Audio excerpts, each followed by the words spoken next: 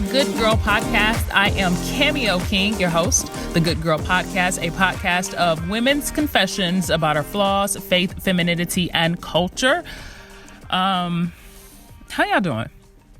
How are y'all doing? Yup, take a deep breath.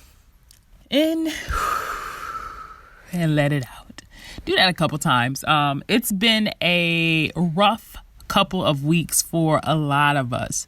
Weeks that we never imagined. And in this moment, I really want to give you guys permission to, in a sense, fall apart. Permission to let some things go. Permission to allow things to hit the floor and break.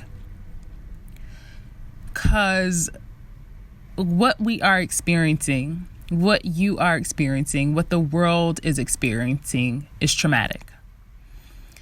And sometimes, a lot of times, as we're going through these traumatic experiences, we really don't realize it, in a sense, until it's too late. Until we are in a position or in a place and we blow up. Or we see certain actions and we don't understand why we have these actions. And it's because we have unresolved trauma. So I want to give you permission, time, and space just to breathe for a second and allow those emotions to flow. Emotions of grief. And grief can come in so many different forms, y'all. Grief of the loss of a loved one, grief of the loss of a job, of your normal routine, of maybe your wedding, your baby shower, grief of simply not being able to be around loved ones or to go out. Allow yourself to fall apart in this moment. Breathe in and breathe out. I'm from Detroit. And my hometown has been getting hit hard, and I'm praying fervently for my city. Some of us, again, are suffering some unimaginable losses, from parents to a young 5-year-old girl, all at the hands of this pandemic. So much love and continued prayer for Detroit and for those who are on the front line, to the first responders, healthcare professionals, state workers, janitors, factory workers who are making sure that we have food to come to our grocery stores, grocery store workers, to our truck drivers, everybody. Thank you, and thank you. You didn't have to do it, but you did. And one thing that I've noticed amid everything that is happening is that there is this pull for things to go back to normal. And I get it. You just want things to go back to normal. You want to get back into your routine. But the truth is, it simply won't. And it shouldn't. And some of the baseline, some of the obvious things, that over 20,000 people have died. We have learned to work from home. We have fortified some relationships, and we've ended others. And one thing that sticks out to me, many of us have learned a different way to walk with God outside the four walls of a building. And that's what I want to touch on a bit today. It's about what this pandemic has possibly awakened in our faith. And mind y'all, this is just one slice of the whole pie. Because, man, I can't wait to have some conversations, y'all. Because child. And speaking of which, there is a link to a survey about women's experiences in church. Please fill that out. I want to have a very informed discussion with robust information from you guys. So when you get a chance, fill that out. It is on the goodgirlpodcast.com page within this story as well. Anyway, what we're going to talk about today, this is just a piece of the faith pie, a slice of the faith pie. And it is called The Capitalization of Christian Purity. Yes, the capitalization of Christian purity. But before we hop into the topic, I want you to learn a little bit about today's guest. Listen up. Oh, girl, yeah. I was all over the place. This is Safina Carla. She's a Brooklyn native, now residing in Atlanta. So I remember there was a point in time where I wanted to be a lawyer. I wanted to be a fashion designer. Her love for fashion landed her an internship at Teen Vogue and a job as an assistant stylist on the first ever season of Love and Hip Hop. But that's not who she is today. She's an aspiring author writing a book about having uncomfortable conversations within Christianity. So it's a book about, addressing, beauty standards and, women struggling with lust and masturbation and pornography, just those weird, messy, uncomfortable topics that we struggle with while relating that or just bringing it home with the gospel and the word of God. Safina says her passion for these topics come from her own experiences in her faith walk. I had a very legalistic kind of works-based outlook on God, where I felt like I had to always cross all of my T's and dot all of my I's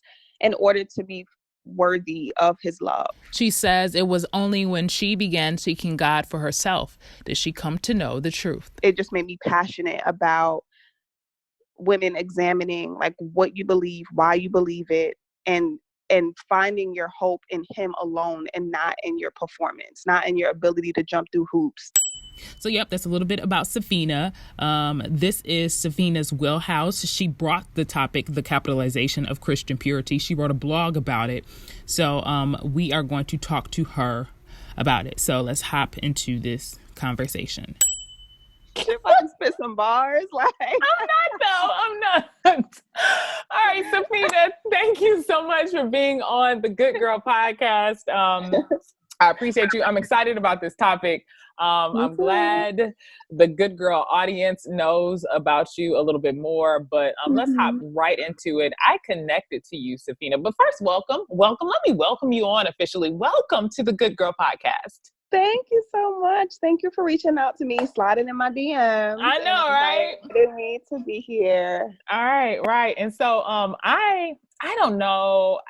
Well, I reached out to you. I've been following you for not that long, but I definitely loved a lot of your posts because of how authentic you were. I believe in your experiences with your faith walk and how you were subject to bad theology that really affected your walk with God, especially being a woman, especially being a Black woman, and just really trying to have a genuine relationship with God and get the best out of life. But I came across one of your posts and it was about this idea of essentially doing everything right. And then I'm going to be blessed by God, Right. But at the heart of it was the capitalization of Christian purity. Yes. And when you just say all of that, it's kind of like, I don't know if you get like, if it's like pow, pow, pow, like if you get shot. So what I want you to do first is to like talk about that, the Instagram post, and then we can hop into the hot button topic of the capitalization of Christian purity. I had written the actual blog that I wrote. I wrote it a couple of years ago. Like you said, it's called The Capitalization of Christian Purity.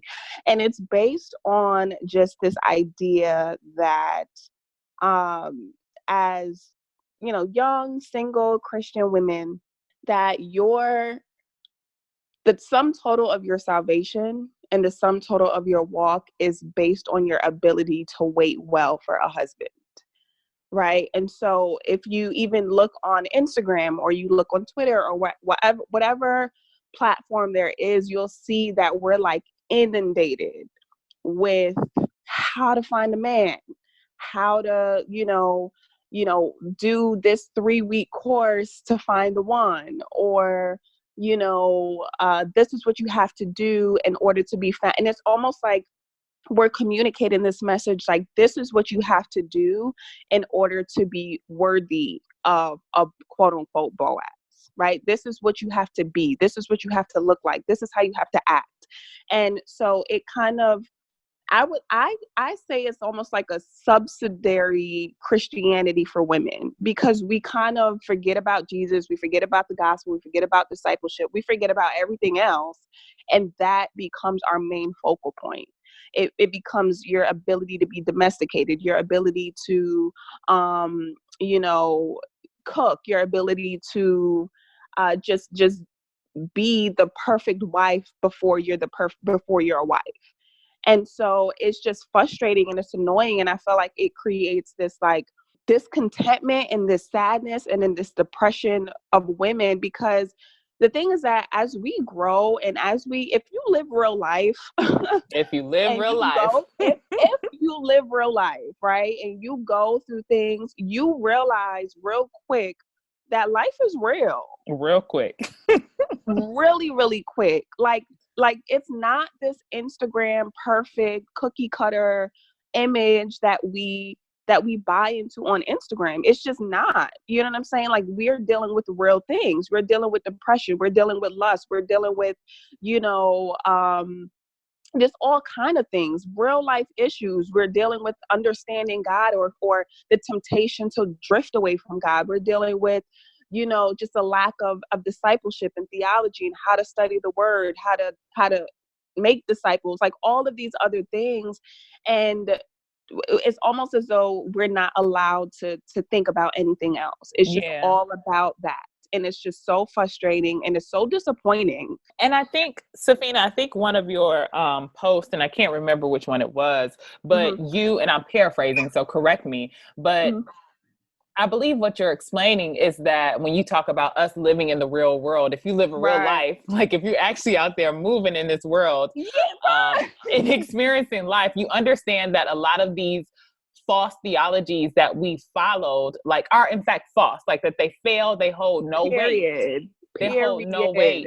And you compared a lot of it to things that are happening in our lives as we're experiencing this global pandemic. The fact that weddings are canceled, jobs, people no longer have jobs. Like, this is when your theology matters and when it fails. And so it leaves you in this quandary and almost questioning God, questioning your faith, wanting to walk away from God. And you talk about that, but you talk about it specifically as it relates to this Christian purity, though. So what happens when you're in that position and these things that you've been taught, that if you wait until marriage, if you are trained to be a wife, if you wear certain clothes, if you act a certain way, if you know how to, all these things, when all these things fail and you over there tight-lipped, right?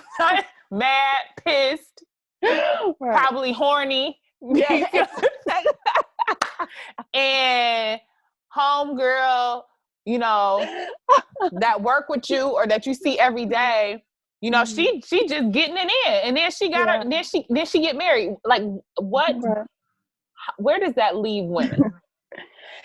Here's the thing. I think a lot of it has to do with idolatry. And I think even with everything that's happening on with this pandemic and the coronavirus, I feel like one of the things that God is doing right now is he's shutting that down. You know what I'm saying? Like, he is shutting, because I feel like even within the church, we idolize people who seem to have the perfect life and just be perfect and have all of the things that we're praying for. And we put them on this pedestal where they could do no wrong, say no wrong. And just like it's the responsibility of us to make sure that we're not following people so tightly that they become our new God. It's the same way that ministers have a responsibility to lead people to the word and not themselves. And so I feel like when we're in that position where we feel like, well, I'm mad, I'm frustrated, I'm upset, I think we need to examine, and I've had to do this for myself. I had to sit back and think about, okay, where did I get this idea from? Because I think sometimes we take out our frustration on God when it's the fact that, like, you got that from somewhere. Somebody told you that. You know what I mean? Like somebody told us, or we listened to something, we listened to bad teaching, we listened to false teaching, or because we had our head so far up someone's behind, Yep. we didn't stop and think, or we didn't stop and examine what they're saying against the word of God. Yeah. And so it's just like this place of, like I said, it's this place of frustration that you get to. But I had to, and I think we have to stop and realize, like, okay, where do we get that from? And kind of pick apart what I believe. What do I really believe? You know what I'm saying? And is that something that is legitimate, or is that something based on what God told me, or is this what somebody else told me I was going to get if I followed their formula? Yeah. Because a lot of it is formulas. It's formulas being sold. That's what it is. Like, it's people packaging their life. It's people packaging purity and dangling marriage in the face of single women and saying, hey, buy this and you will get this. And then when we buy it and we don't get it, we feel robbed. A whole word. I call it pulpit preferences. When your preferences come across the pulpit and it's not the word of God. And I don't think it's anything wrong with your preferences, but you display them and you preach them as though it is gospel, and it's not. And it worked for you. It worked for you, and it worked maybe for your generation. And so I don't want to dismiss that, but understanding of what place it truly holds and what place you're in when you're standing in that pulpit. And that's the thing. It's like what it ends up turning into is like a cult instead of ministry. Because when it becomes about following a person, when it becomes about, okay, what did she do? How did he do it? Like, it's not like God is not in any of that. Like, it's all about it becomes cult-like. You know what I'm saying? And like you said, as far as preferences, there are some things that I may have an opinion about that a lot of people do not agree with, and that's okay. I don't want the whole world to agree with me, you know. But my thing is, when it comes to the word itself, I just pray, like, hey, you know, just read it for yourself. Just read the word for yourself. You know, get to know God for yourself. But as far as like I have certain preferences and I have certain opinions and ideas about certain things that a lot of people may be like, oh no, I don't really agree with that, but they're based on my experience. But I understand that my experience is not the gospel. Right. The gospel is the gospel, and that's it. And when you said about, you know, we're in a sense prescribing these formulas, that life doesn't work that way. Like we are so diverse. As individuals, and even as our experiences, that what worked for you in a given time, like maybe you can give me principles or guidelines or things like that. But again, understanding that those two have their place. And the only thing that can like laser focus guide me is the Holy Spirit. Period. That's it. That's it. Because and saying, like, none of that stuff holds weight. And I think this is the perfect time where we're seeing that. You know, if you lost your job in this pandemic, you don't know how you're gonna pay your rent. I don't need to hear about Boaz right now. Tell me, you know what I'm saying? Like, how is that gonna help me? How is this formula gonna help me when I'm dealing with depression? You know what I'm saying? Or when I have questions about God and like, how is that edifying? Yeah. Yeah. It's just, girl, don't get me started. This is the place to start. So, the other thing that I read too, Safina, is that what happens when a lot of women come into this realization about the error, about almost the heresy of Christian purity culture, is that they leave the church. Oh, yeah. And that they have to start all over again. Yeah. I think it kind of relates back to what we were talking about before, as far as, you know, there not being that space to talk about things like this. I feel like now there's kind of been an awakening, so to speak. But I feel like, because there's not that healthy space to have honest dialogue without people calling you a hater, without people, saying that you're jealous, or without people, kind of condemning you for real concerns that you may have. I think that's why a lot of people just internalize it. They feel the hurt, they feel the confusion, and rather than talking about it, because there's nowhere to talk about it, we just leave, and we take that frustration out on God, because if we don't have those resources and those things to kind of help us redirect, women back to the word and say, okay, this is about kind of, it's almost like you have to demolish a building and build it back up, but this time you have to build it on the right foundation. But it's just heartbreaking. I think that's why I'm so passionate about it now, is because I can see the damage I remember there was this girl that I was talking to a couple of days ago. Shout out to her. I think she's from South Africa. And we were having such good conversation through Instagram. We were exchanging voice notes, and she was like, as a single woman, she was like, I feel more kind of depressed than empowered, as a single woman. And it's like, that is so, and as many conferences as we have, as many books as we have, as many courses as being sold, why is that? And the fact that I know that sentiment is shared amongst thousands of women. Like, she's not alone. I know a lot of us. Why did she say she felt more depressed as a single woman? Because it's this idea that it's hard for her to believe in the love of God, because it's so peddled that your value and the love that God has for you is so attached to marriage. What does that mean if I'm not married? Does God love me any less? You know what I'm saying? Is my salvation or is my walk with God on hold and on pause until I have a ring on my finger?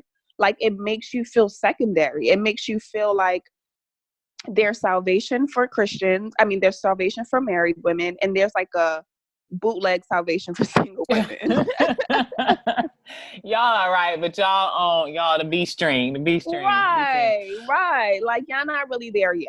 It's interesting. It's interesting because I remember pacing in my apartment, having a very raw and honest conversation with God, and literally asking God, what in the world, probably use some explicatives, but what, like, what am I doing wrong? Like, what do I need to do to get that from you? And it does unintentionally put you in a position as though you're doing something wrong. Yep. Because you don't have X. Exactly. And that isn't true, but those are but that's what happens when people, church folks, come up to you like, oh, the Lord is gonna bless you. And it's like, so I'm not blessed now? What are you really saying? Like, I'm doing pretty well in my life. But it paints this picture that the husband is the ultimate blessing. Validation. Yeah. Yes. And I don't want to discount people's desire for marriage or the beauty that is marriage.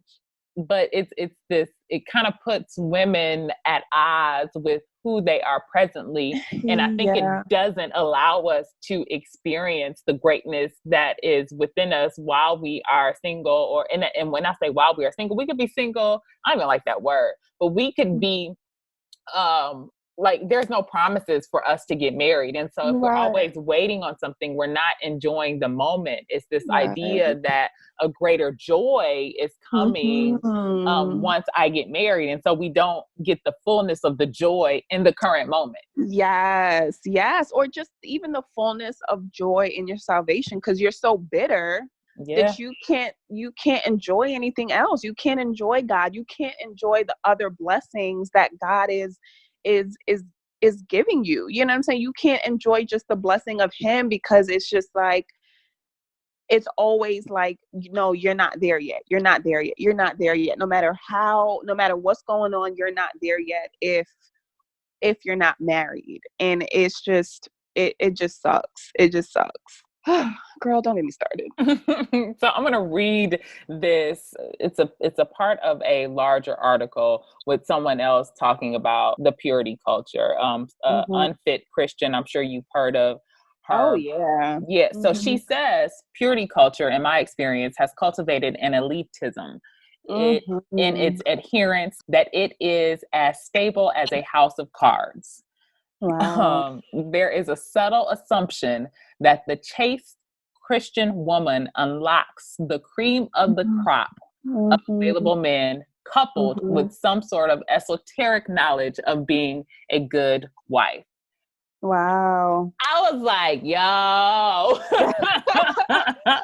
Dang, that's deep. And you know what? And this is something that I've noticed too. A lot of times, because we're so focused on being perfect Patty, right? Because we have to be like the perfect women, and we, we're putting all of our hope in our celibacy, and we're doing all of the right things. We get so salty because a lot of times we see, or a woman may see a man of God with a woman who in their eyes is not as quote unquote perfect as you, right? She may not be as, she may not know how to read the Bible and interpret the word back to front. She may be whatever, but like she said, it's like this elitism, because you're looking at her like you don't deserve a man of God like that, because you're not as perfect. You know what I'm saying? You're not as chaste. You're not as modest. Like, you was only celibate for 6 months. I've been celibate for 3 years. I deserve this more than you do.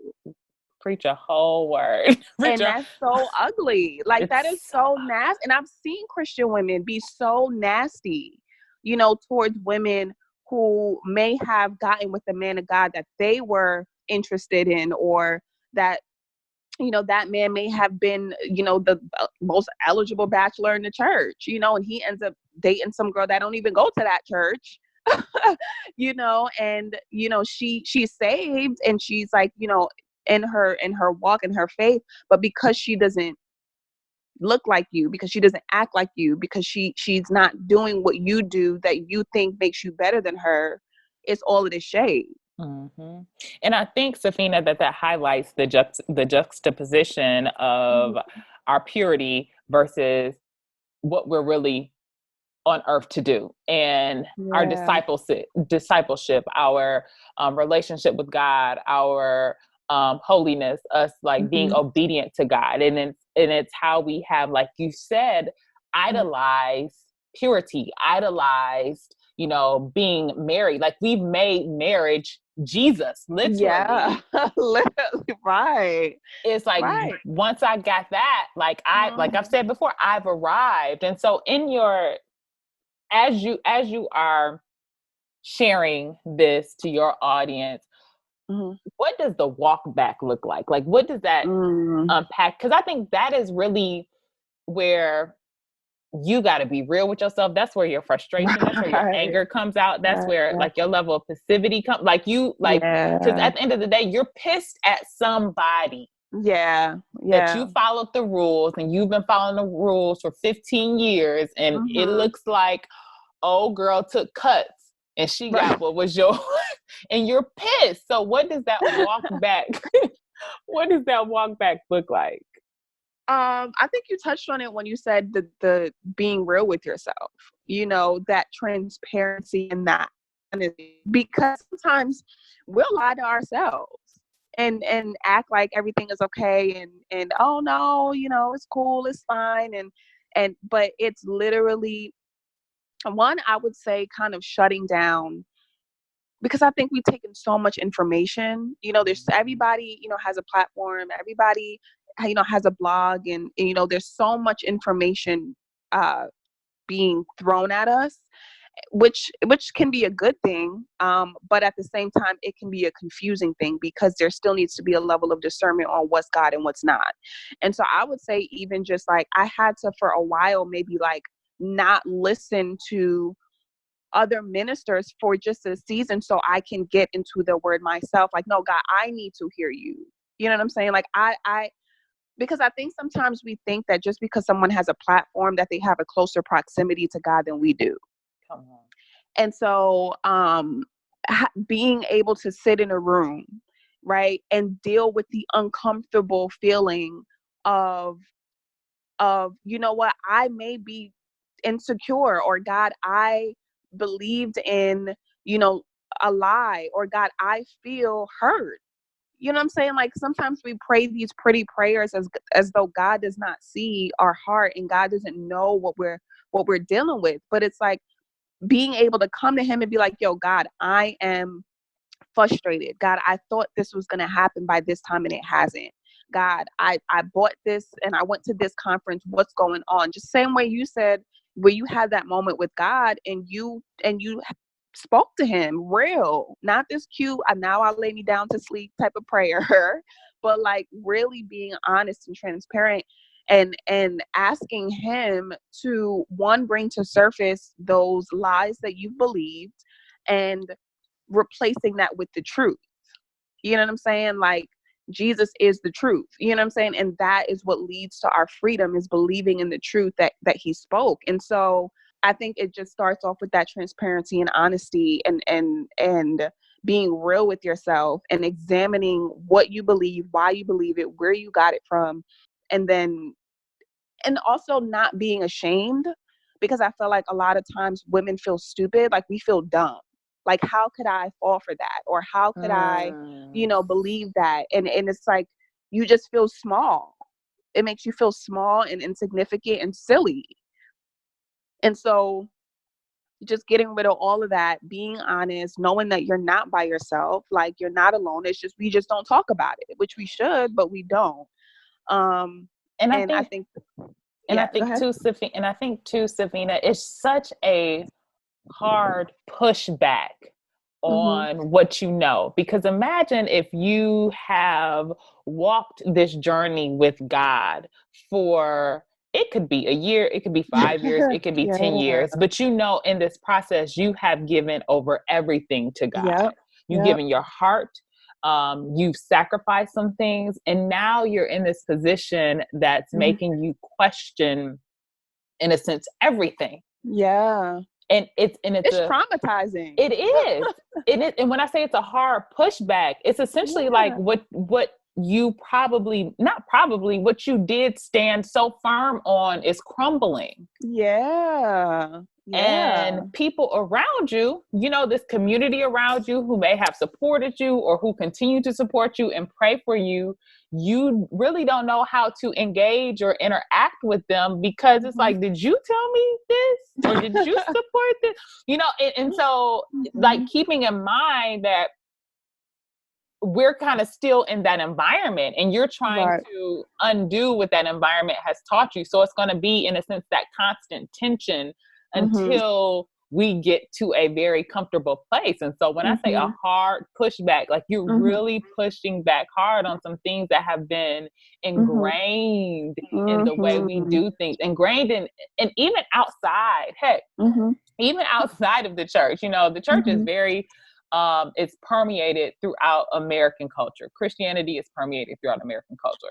So some of these things that we have been taught that aren't biblical, that are more so respectability politics as well, have been celebrated. Ooh, that's so good. That's so good.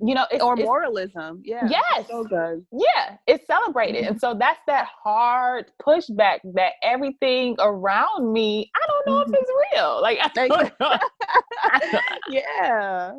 don't know. I don't know if it's true. Is there a way, Safina, that you think that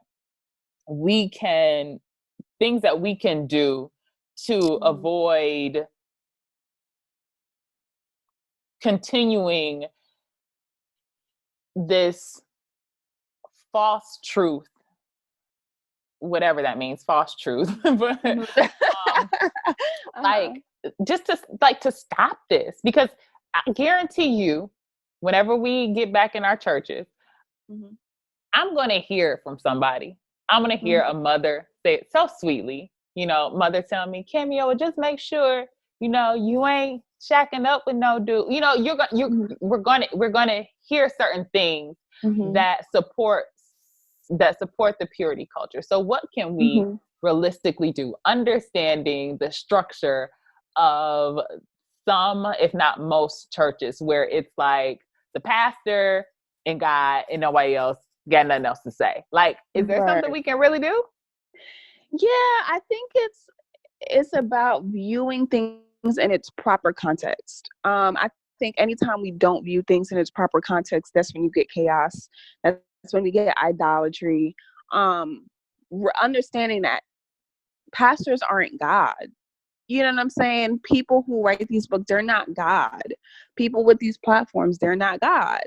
And so I think because a lot of times we put so much weight as though their word is the word, that's where the confusion sets in. And a lot of times, just to have compassion, like a lot of times, I'll even use myself as an example. There was once a time back in the day, like when I first started writing my blogs and stuff like that, I was the poster child for the very thing that we're talking like talking against, as far as preaching moralism more over the gospel, or this is what you need to do to find a man, and condemning women, and oh yep, you need to stop having sex, because how is your Boaz gonna find you if you out here busting a wide open, like just being ridiculous and obnoxious.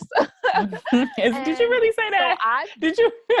I mean, pretty much. You out here busting it wide open for a real one.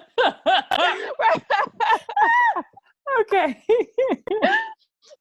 And just being obnoxious. Like I was that person preaching that. And so, but I was doing that out of ignorance. I was doing that out of regurgitating what I heard someone else say. I was just, I loved God and I loved women, and I think my heart was in the right place, but it was a zeal without knowledge. And so I feel like a lot of times with people who may be preaching these messages, sometimes they really may just feel like, well, this worked for me, it's going to work for everyone, without taking the time to understand and to realize that that may not be the case, and that it's more important to lead people to God, to Christ, more than it is to lead people to you. And so having that grace with those people, and as women, taking responsibility for our own spiritual growth.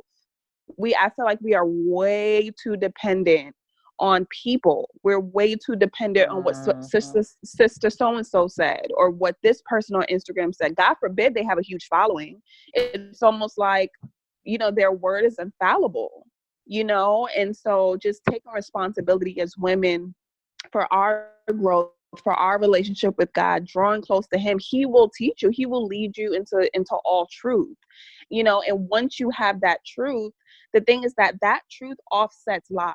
And so when you have that truth in you, it's hard to listen to something that's not false and digest it, because you have the truth to offset it. But when you don't have anything to offset it, and that's all of the food that you're getting, to get filled up with, then you're going to fall into deception. But I think it's because we don't have the truth. We can't recognize a lie. We can't recognize false teaching. Somebody could take scripture out of context, twist it, and create a whole theology and a whole doctrine that ain't got nothing to do with God. But because we're not in our word for ourselves, we can't even recognize it. And that's our fault. Yeah, that's real. I think some of the ministries that I know some folks have been a part of really don't teach that, or are structured that way. And when I say that, they are structured for families and for individuals to depend on the church for their word, versus it being affirmation of something that you read at home. Exactly. It's structured that way. And that's Yeah. Yeah. I went through my whole thing. And the reason why like I'm kind of pausing because I really do praise God for it, Safina, because God had to like check me and ask me one time, was like, Cammy, like, cause I was going to church like religiously. And it was one point in time where I felt that I wasn't getting much out of it. And I'm like, God, what is going on? What's happening? And I felt like God asked me one time in so many words, like, what are you doing? Like, what are you doing? First of all, are you doing what I told you to do? Right. You know, in terms of your calling and, you know, and when was the last time me and you sat down and like literally had a conversation versus you going there to get something.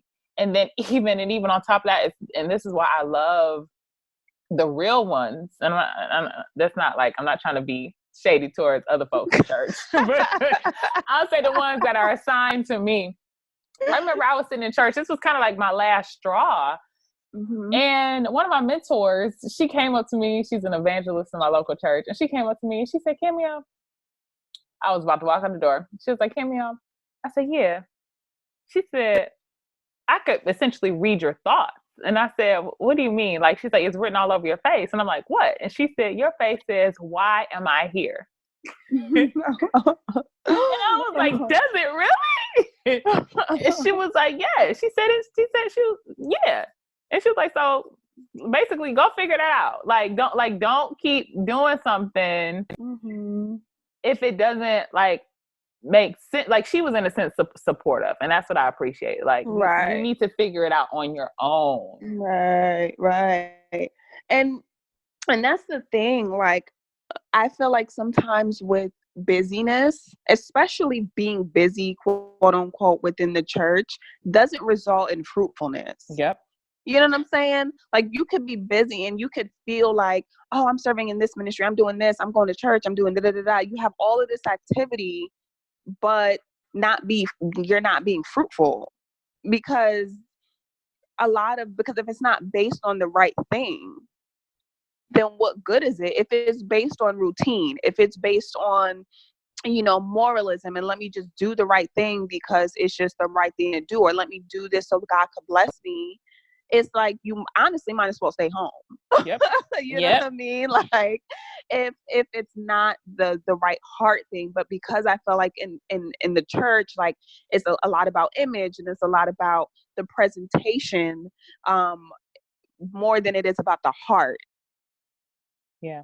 And that's the I think the differentiation that we need to make. And so, Safina, I'm glad that we were able to have this conversation, and I'm glad that basically that we're not alone in this, because I think that's what social media has done. Because prior to this, you know, a lot of us women would kind of just sit in the church and just take it and just think that it's something wrong with us because everyone else was following along. Yeah. Yeah, because and we roll in packs. So all of us, so all your girls think the same thing, you know, and it's like, you just, you know, because even with my group of friends, we all went through that process, you know, and we roll deep. We all went through that process. So, you know, you kind of feel like, well, everybody else is amen in this and praising this. And you know, God takes each of us through our own process of life. And we came back years later, like, girl, you still walking with him? Good. Okay, cool. Yes. Well, Safina, thank you so much for sharing. Thank you so much for being on the Good Girl podcast. I know we talked about a couple other things, and so I may have you back on to talk about how these men's out here are wilding out. Like, but thank you. You're welcome. Thank you so much for having me. All right, this is a Good Girl podcast. So I hope you guys enjoyed that conversation. We have so many more coming up. As always, if you have a confession, feel free to DM us. You can email us. You can DM me. You can find me on Facebook, Cameo King. You can post it under one of these posts. Let us know if it's something you want us to talk about. Or you can send us an email to info@goodgirlradio.com. And again, do not forget to follow us as well on Instagram. Follow us or like us on Facebook, and follow us on Twitter. And also, one of the biggest things, can you guys do this for me, please? If you like the content, if you like what we're doing, if you want to see more of certain things, Please subscribe to the podcast. Don't just click and listen when I post. Subscribe to the podcast. And also comment. Leave a comment on the Apple Podcast post. That boosts our ratings, that gets more people listening, that continues to spread the word of the Good Girl Podcast, and it shows us that you believe in the good. So thank you for listening, and be safe, y'all. Stay at home. I love you. This is the Good Girl Podcast.